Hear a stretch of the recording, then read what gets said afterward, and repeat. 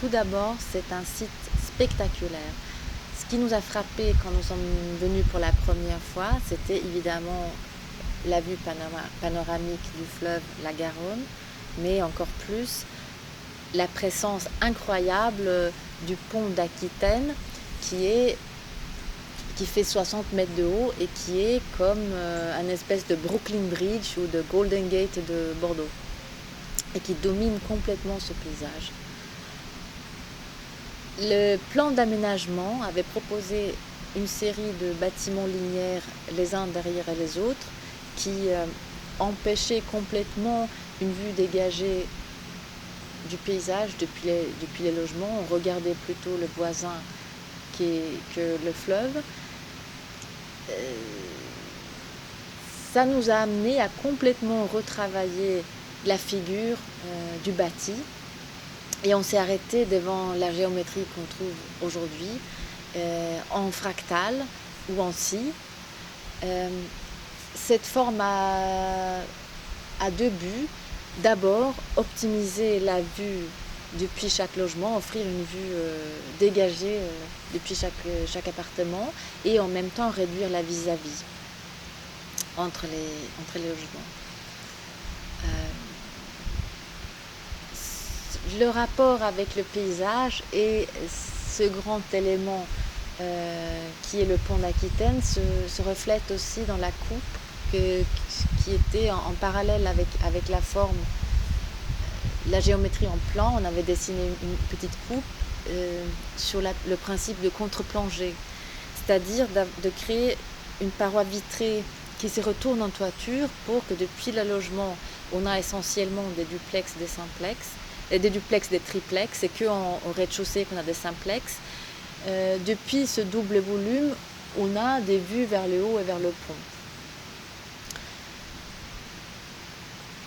Nous avons dessiné 26 logements différents. Il n'y a pas deux logements qui sont pareils. C'est des logements atypiques par sa forme, par sa géométrie, mais aussi par sa surface. C'est des logements grands. On y retrouve par exemple une 2 pièces qui fait 92 mètres carrés avec 48 mètres carrés de terrasse, ou bien une 4 pièces qui fait 168 mètres carrés avec 11 mètres carrés de terrasse. Pour nous, l'espace, le volume, c'est le luxe, beaucoup plus que des matériaux sophistiqués. Vous voyez, c'est essentiellement des matériaux très simples qu'on a utilisés. Les deux façades sont très contrastées. Il y a la façade, la grande façade vers la Garonne qui, elle, est très ouverte et qui a ses baies vitrées qui se retournent en toiture. La façade rue, elle est beaucoup plus fermée, avec des ouvertures plutôt petites qui dépendent de la fonction derrière, salle de bain ou quelques chambres.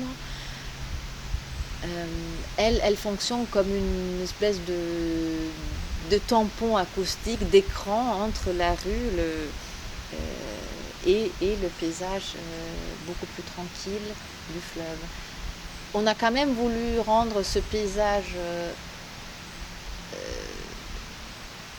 au bord de l'eau pressant depuis l'arrivée, depuis la rue. Donc au rez-de-chaussée, on a créé une série des percées qui s'ouvrent vers le paysage de fleuve en plan et en coupe et qui sont revêtus de matériaux réfléchissants, de l'inox recuit brillant qui reflètent le paysage et la lumière. De la même façon, au dernier étage, le volume est très fractalisé pour créer des terrasses entre chaque plot.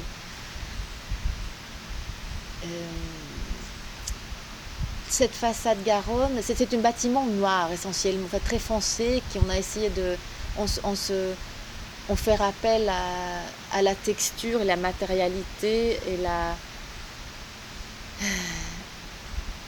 les couleurs du pont.